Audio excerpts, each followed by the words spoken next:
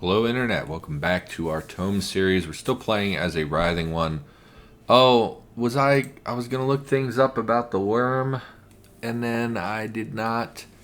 So we're gonna make this a melee character, I think. We're gonna completely forgo a lot of the stuff and just basically increase its combat capabilities.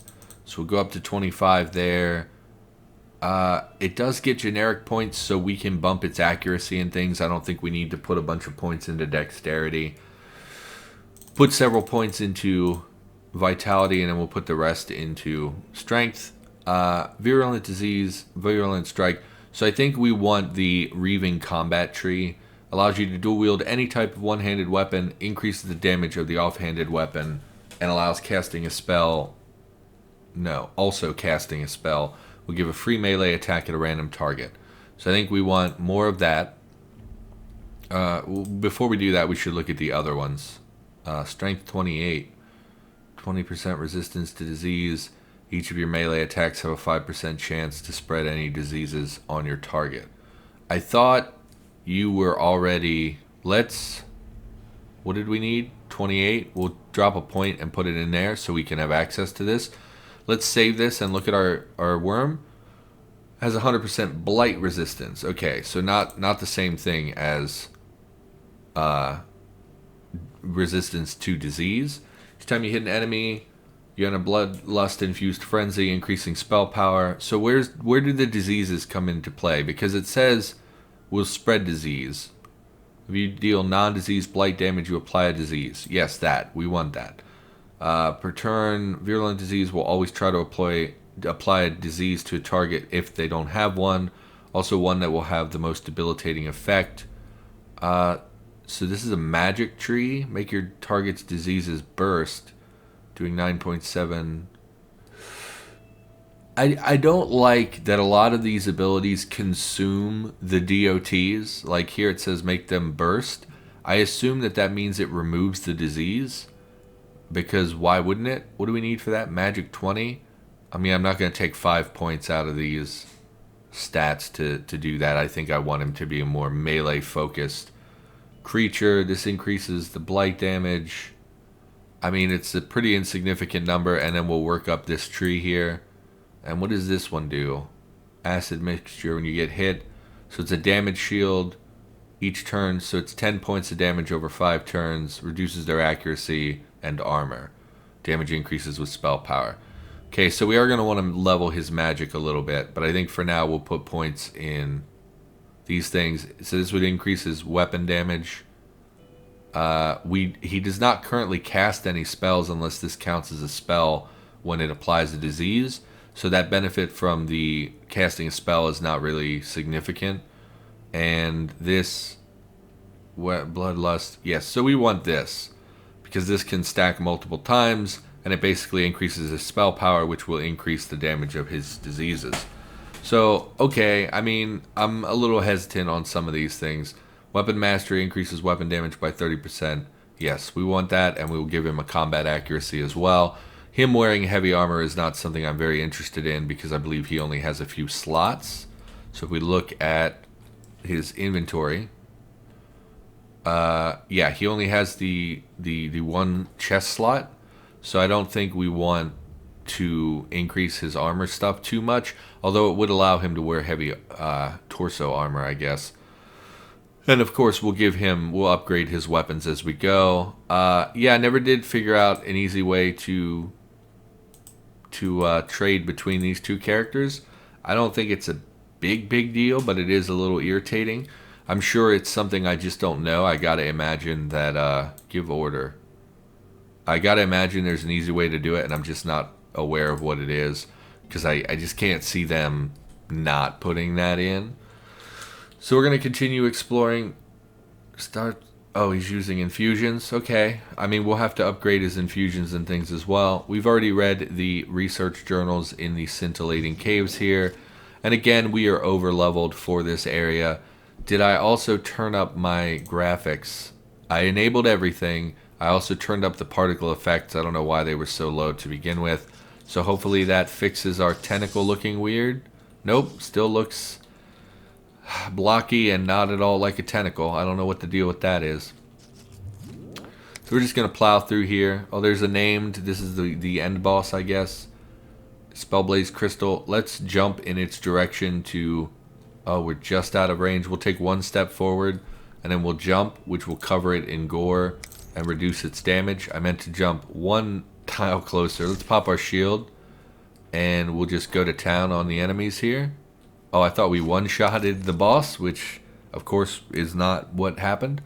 So we use Alt-4, and we'll hit him with some tentacles. I mean, that didn't look bad. Maybe it is the particle effects that are the issue here. Let's pick everything up. Silk Current. Yep, nope. We're not really a magic user. We got that on our Alchemist, I believe.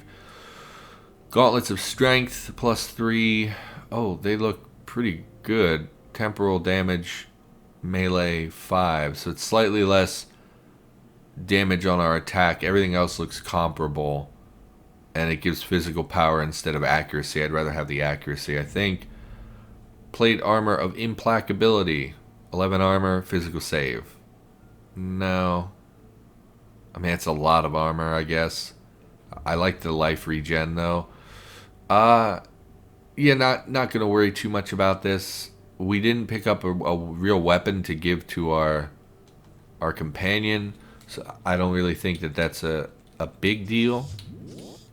Oh, how did you get over here so fast? Okay. Man, he's fast. Are you teleporting at the enemy? Let's back off. Let's rest until we kind of heal up. Grab the lore, which we've already read. Letter to Rolf, which we've already read. Let's watch our worm. Yeah, Tidus uses blindside. Why don't we swap to our worm? Oh. Did I? Oh. So when we were the alchemist, let's check this out. Okay, when we were the alchemist, the golem, the main character never acted that I was aware of, but here when we switched to this character, our character used his tentacle ability, so I don't really know why he was active there. He still doesn't follow us the same way our golem didn't follow us, but our alchemist didn't follow the golem, but okay, let's look at these abilities. Blindside. Appear next to a target up to 6 spaces away. Okay. It gives hate, bonus damage. Worm that walks link. This is the thing that prevents it from going out of sight and things for too long. Self-destruct, and then the healing. The regen. Okay. Go back to auto-exploring. I actually kind of don't like that he can teleport, because it's like he's going to see something in the distance and then disappear from nearby, and we're not going to have a lot of control. Which of these heals our companion? Oh no, it doesn't heal our companion. It just revives them. If it died, yeah, okay. Grab the ring. Plain copper ring, unfortunately. Just going to clear out the last few enemies here. And I think we're good. And that is it. So let's head back to the main map. 99% of the way to level 12. Anything...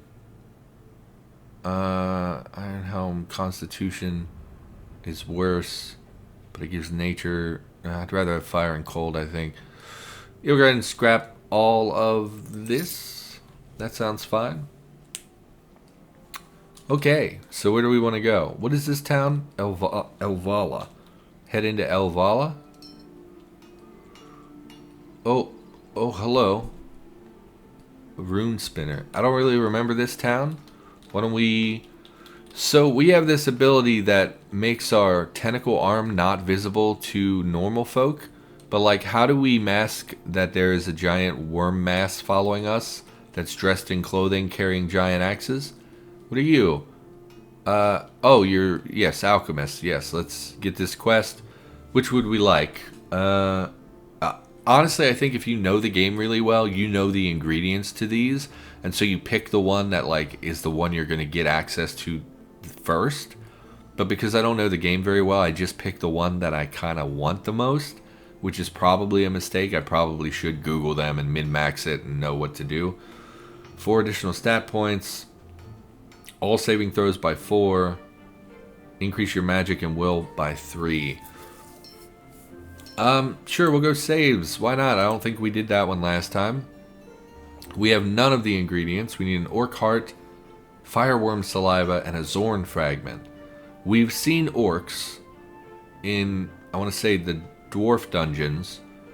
I've seen Zorns, I want to say, in like the Daikara.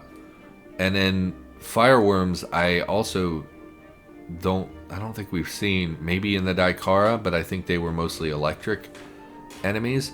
Anyway, yes, go away.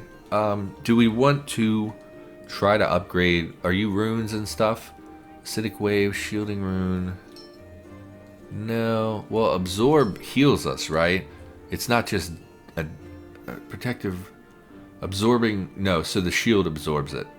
Okay. It affects scale with your magic stat. That is a pretty hefty shield, but we already have a shield as part of our class ability, so I don't know that we really need another one. I mean, there are times, of course, when we're going to lose the shield, but those times are much less frequent than, like, say we need just a heal, because I would rather have the healing rune. So let's, okay, where do we want to go? We're level 11.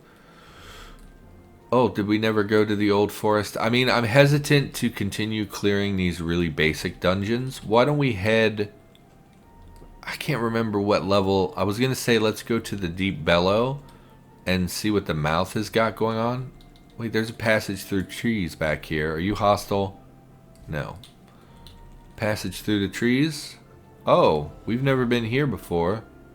Passage into Nargos's lair and into the Heart of Gloom and Chateau. Okay, level 1. Level 1. Maybe, I don't know. Let's check this out. Okay.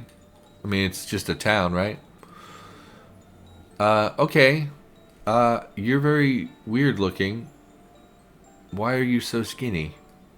His skin covered in green moss. Yeah, okay. So this is the elf town, I guess. Are the trees shops? Belts. I mean, we do have a fair bit of gold that's really not doing us any good in our inventory. What is our current belt? I feel like we have a good belt. We do. Reduce strength on hit. I think we want... No, we don't want to upgrade our gloves because they give us damage output. These boots are pretty basic. The life regen is nice, but it's not super relevant. Iron boots of speed. Leather boots of speed. They increase movement speed, which is, as we discussed previously, like the least valuable speed stat. Like global speed and combat speed would be much more relevant. So I don't think we're super interested in that. Oh, it's a little armor tile on the tree itself. I didn't see that before. Oh, Helmet of Ire. Battle Cry was the one that confuses people. Plate, I mean, we have fire resistance basically and life regen. I mean, cleansing, arcane disrupting. I don't want that. Cold. No, I don't really want. I don't want this. I don't want those. Let's get out of here. I hate looking at screens. I know that it's like a key part of this game is to pick like, oh, what's the best thing for me? Persistent will. I just don't like doing that. I don't like min-maxing and trying to figure out every little, oh, if I do this, I'll get a 3% increase to my damage output. Like, I don't do that. So it's just like, what do I feel is the best thing to take? Persistent will. During the Age of Dusk, a rash of anti-magic activities took place in the Nargal Kingdom immediately after the spell blaze. Citizens would turn on those with magical power, burning them alive on stakes of wood. When the authorities found the perpetrators, they executed them and planted their heads on stakes throughout their capital city. Despite this, however, the citizenry continued to burn alive the enemies of nature. Unbeknownst to the authorities, the heads of the dead perpetrators continued to spread their message long after their deaths. Stake of wood. This stake of wood appears to be one of those used to prop up one of the executed heads. It has seemingly absorbed the will of the head it propped up, and holding it, you can hear Ziggurat's message echo through your mind. Yeah, I don't. So it's like a psychic thing that's really not super value. Can convince all non-arcane users in radius 10 to turn on their spellcasting friends for 6 turns. Okay, no, I don't want this. There's a lot of reading for something I don't even want. Okay, let's check the last tree here. You would think, I was going to say, they should have healing infusions and things. None of these are really what we want, though. Any quests in the area? Let's check out.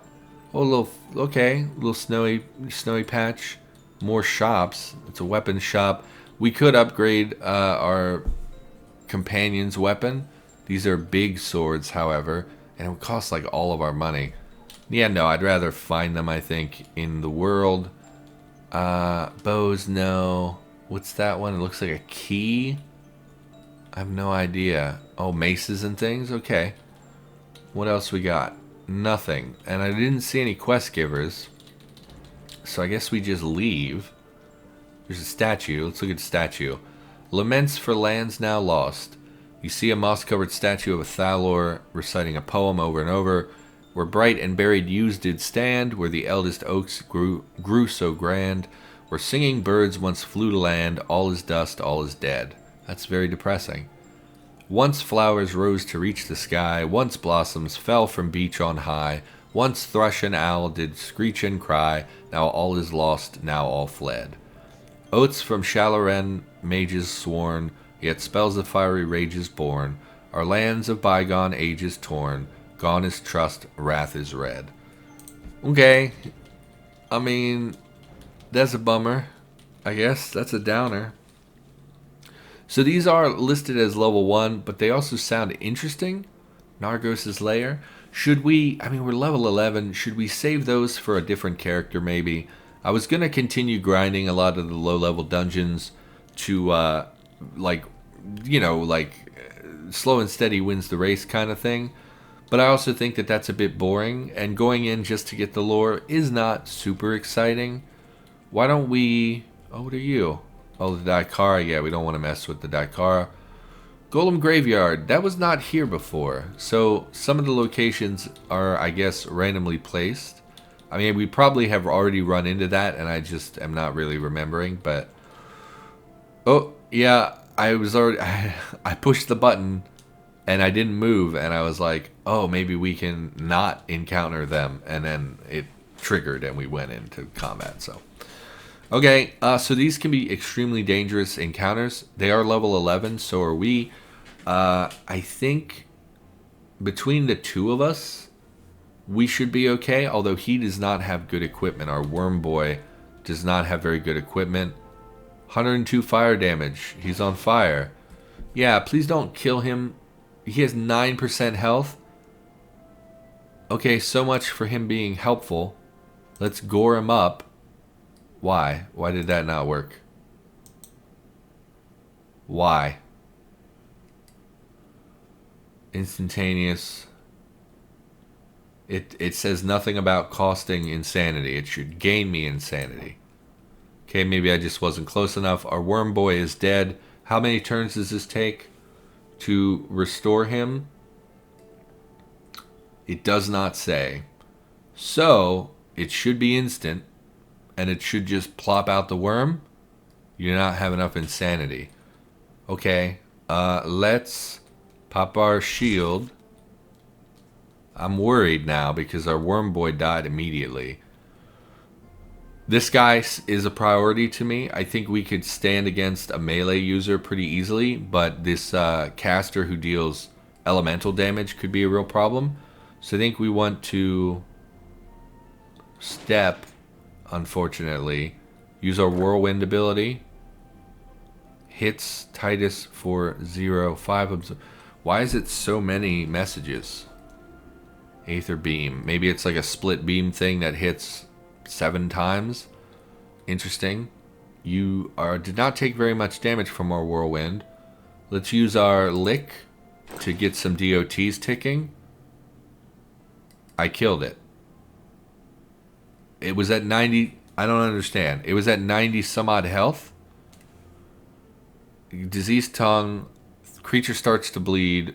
They did not take my disease. They did not take silenced, which I didn't even know it silenced enemies, but that's awesome.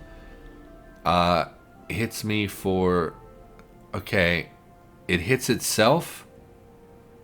It hits me. I hit it for 51. It hits itself. Why was it hitting itself? Does this confuse as well? I don't understand. Random disease for 6 turns. Maybe random diseases can have additional effects? Because like I don't understand why it's hitting itself. Unless casting this spell also hurts itself. Bleeding from... Yeah, but where did the bleeding... For 6 damage?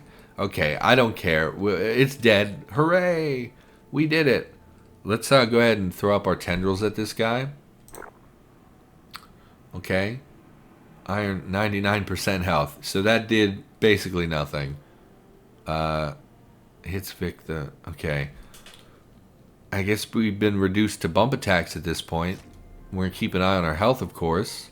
Diseased tongue is ready. Sure, lick him. I want to look at these diseases and see illness. Reducing its dexterity, strength, and con.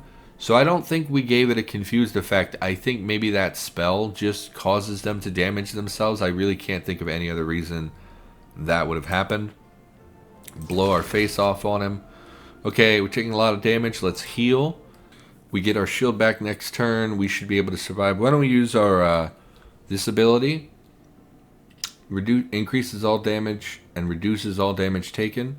We never use that, and we really should be using that kind of a lot. And it's an instant cast as well. Why don't we put that... I mean, it's fine right where it is. I just need to remember to use it.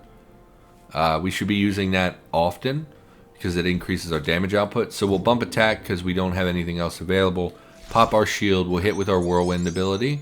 And yes, we leveled up. It's peculiar that we didn't level up off of this one because we were at 99%.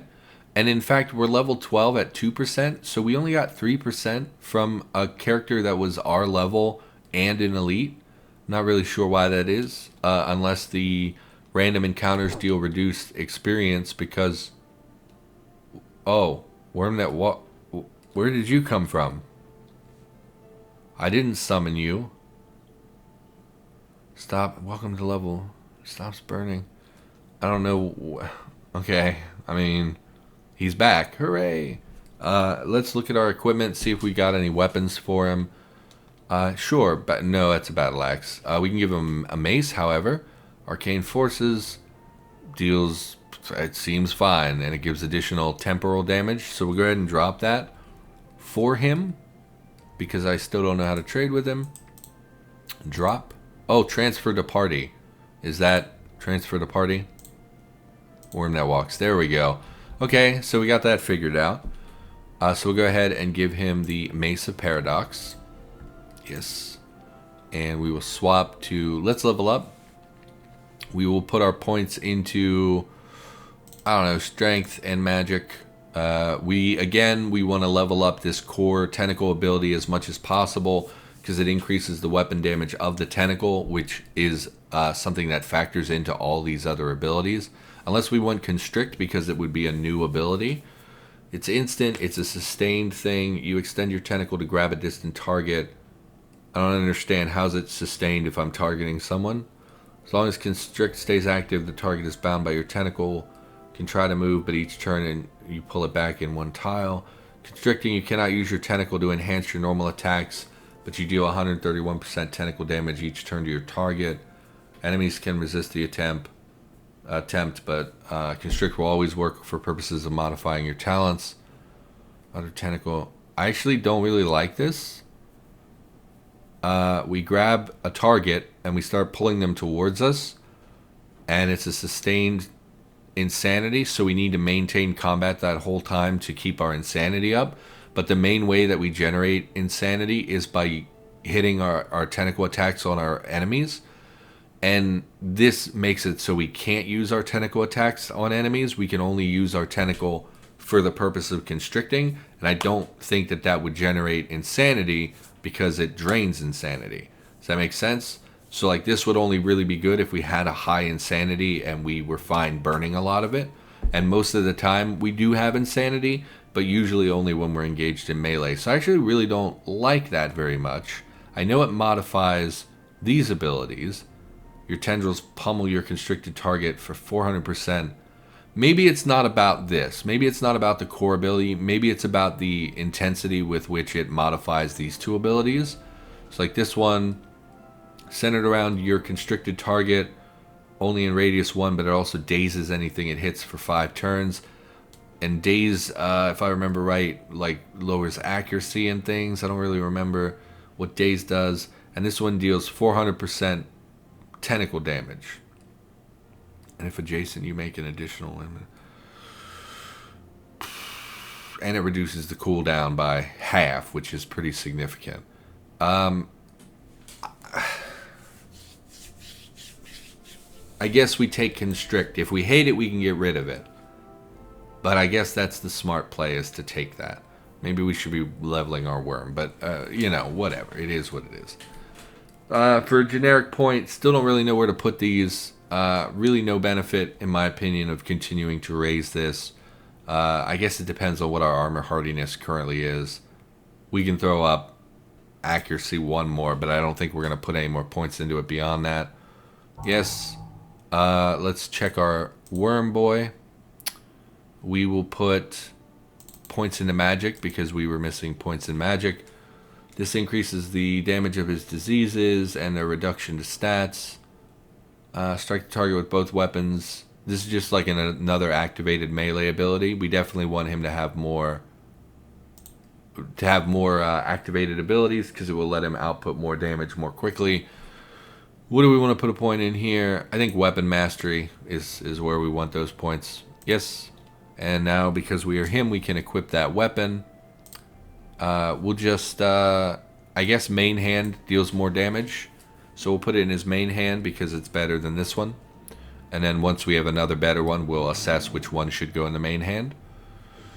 And yeah, I think that's going to do it for this episode. So for now, thanks for watching. Hope you enjoyed. I, of course, will be back with more ToME in the near future. And I'll see you next time.